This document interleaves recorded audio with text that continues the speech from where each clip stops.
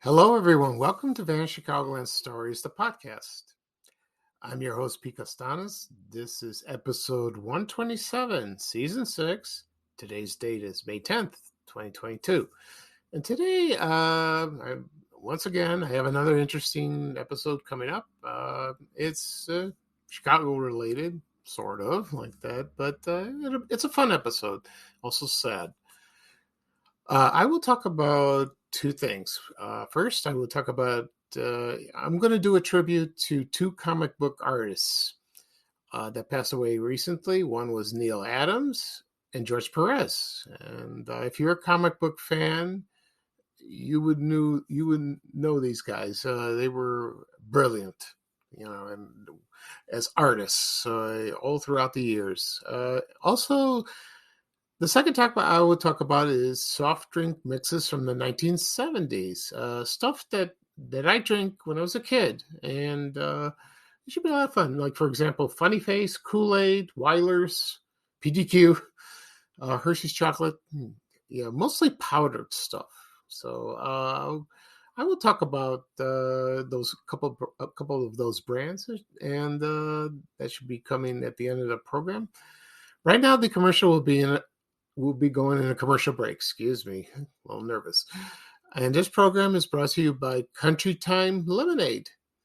And this commercial is from 1977. Oh, I remember this when it came out. I was sort of 7th, 8th grade, heading to Bogan High School, and they show this all the time. So here we go, Country Time Lemonade. Sure could go for some good old-fashioned lemonade. I got something to cool you off. No, Grandpa. It's Country Time. Tastes like good old-fashioned lemonade. Country Time lemonade flavored drink mix.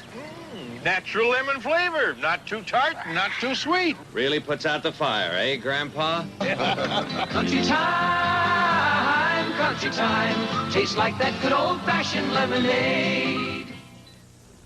Oh, it's such a clutch off-season pickup, Dave. I was worried we'd bring back the same team. I meant those blackout motorized shades. Blinds.com made it crazy affordable to replace our old blinds. Hard to install? No, it's easy. I installed these and then got some for my mom. She talked to a design consultant for free and scheduled a professional measure and install. Hall of Fame son. They're the #1 online retailer of custom window coverings in the world. Blinds.com is the GOAT.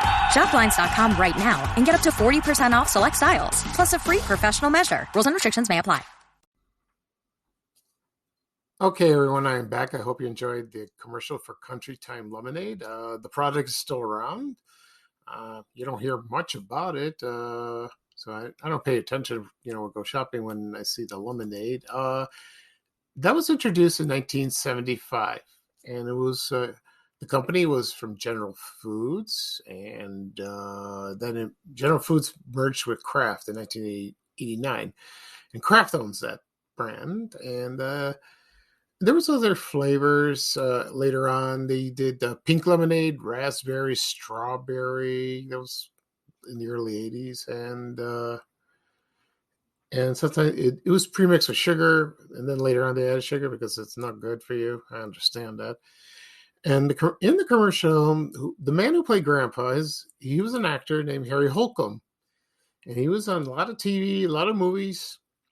The most famous movie role, well, to me, was it was in the movie 1968, the 1968 movie Yours, Mine, and Ours.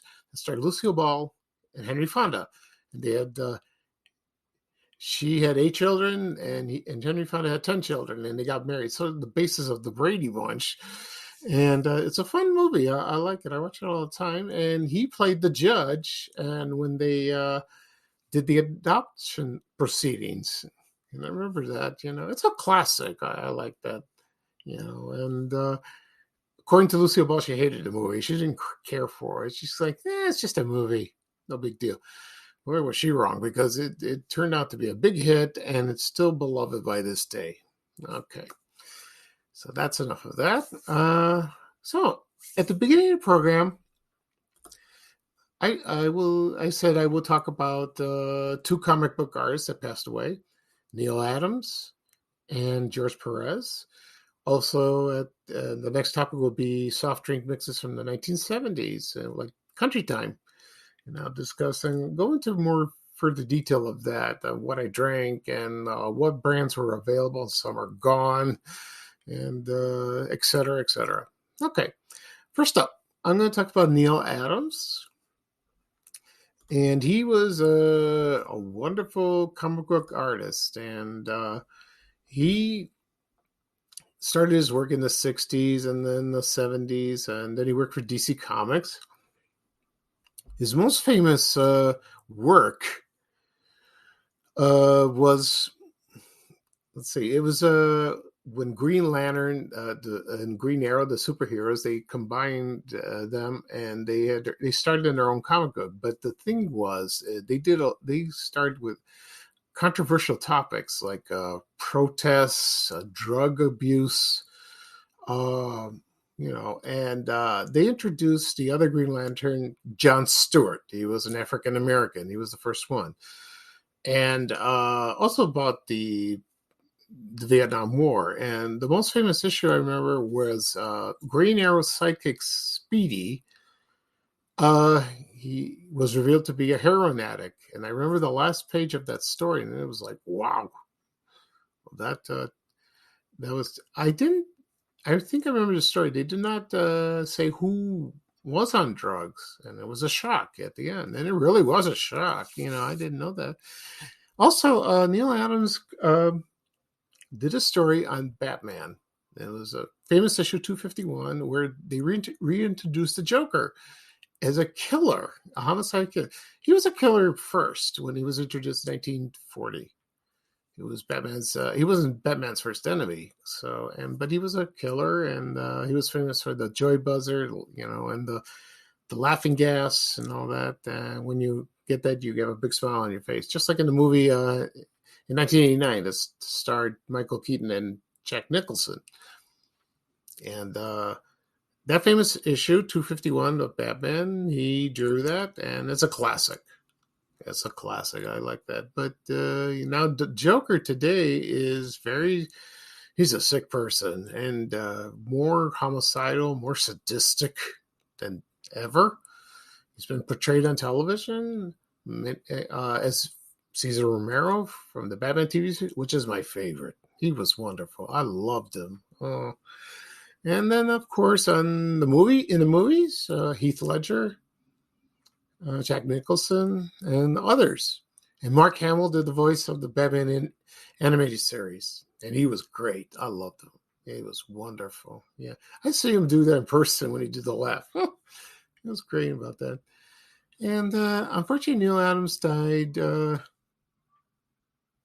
28th, 2022. He was 80 years old. And believe it or not, I met him once in San Diego.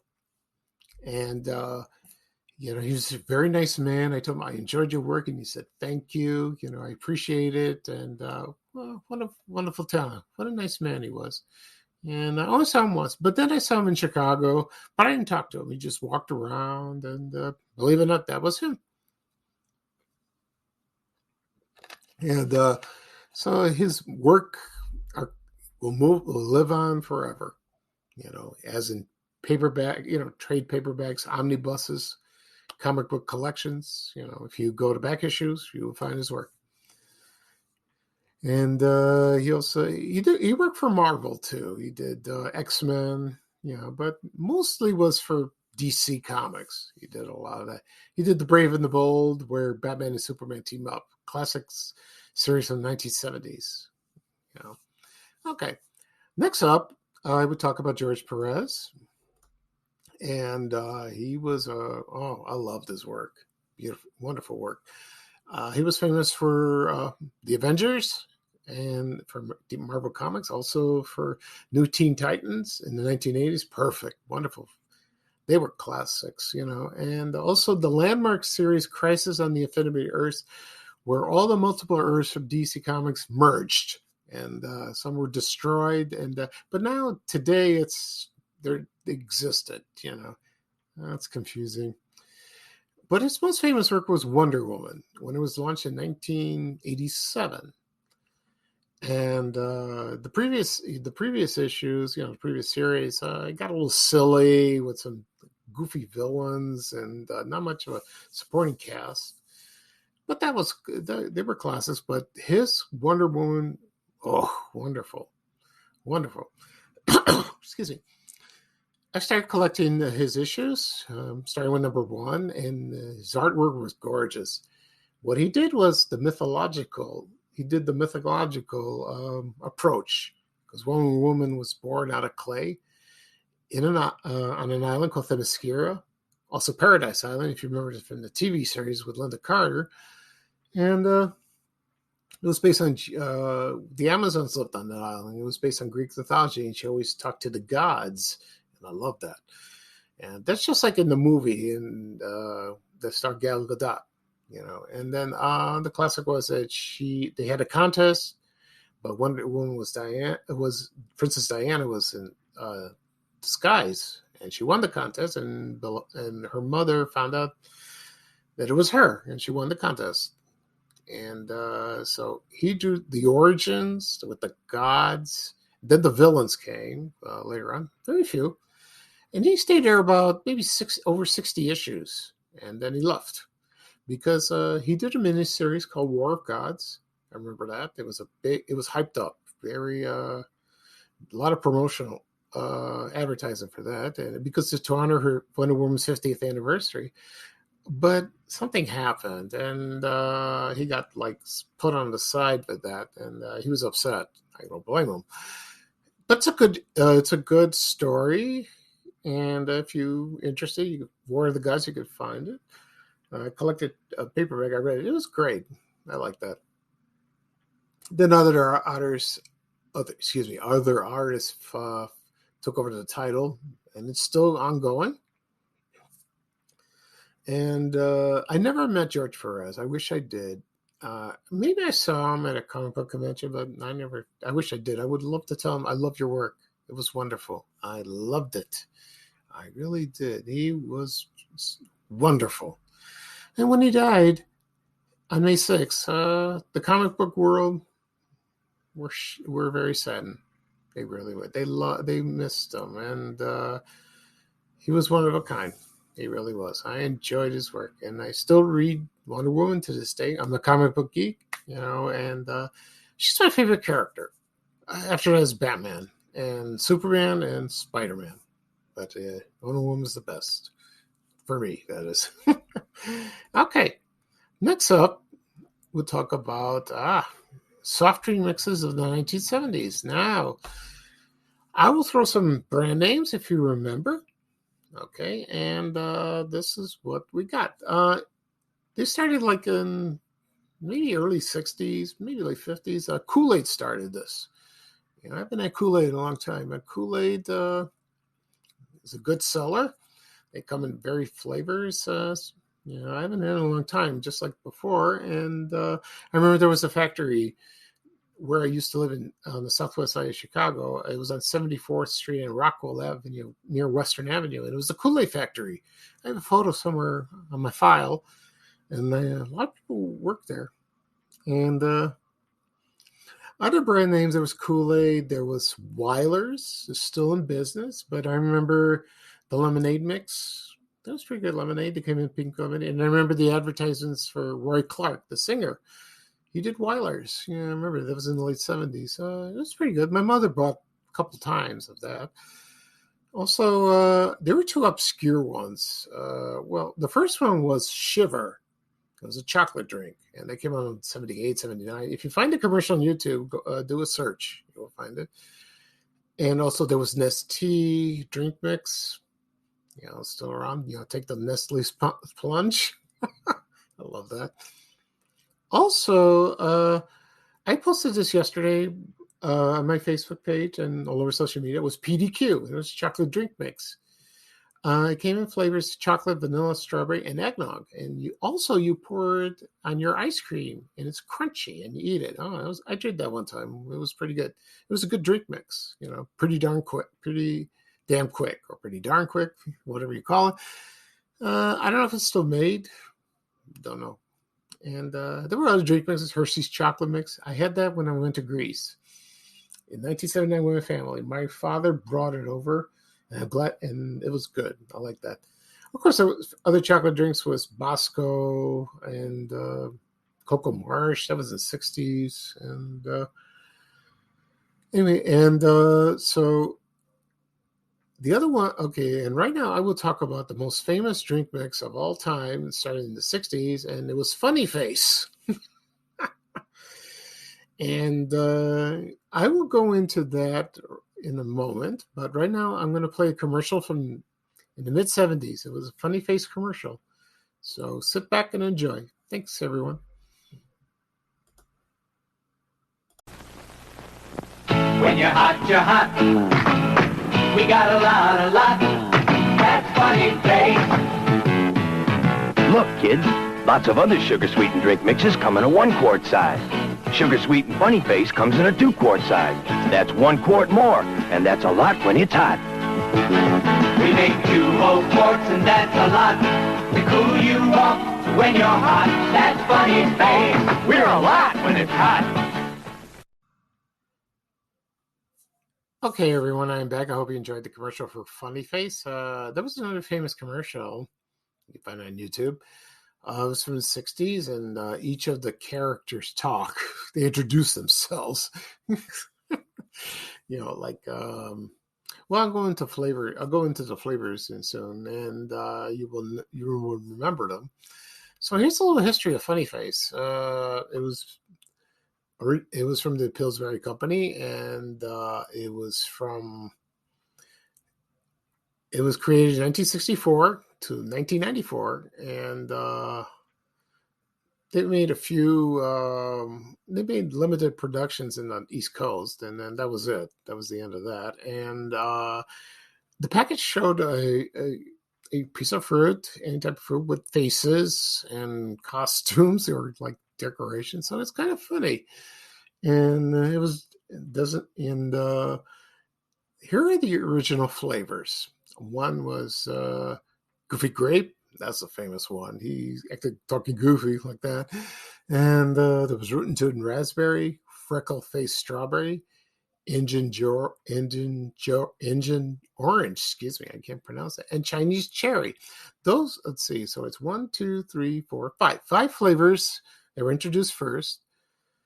And the last 2 of those flavors, Indian Orange and Chinese Cherry, they were controversial because a lot of people considered racist in a way. But, well, when you're a kid, you don't notice that and you don't understand, but adults do. I think they had a lot of complaints from ethnic groups about it, so they changed it. And Indian Orange became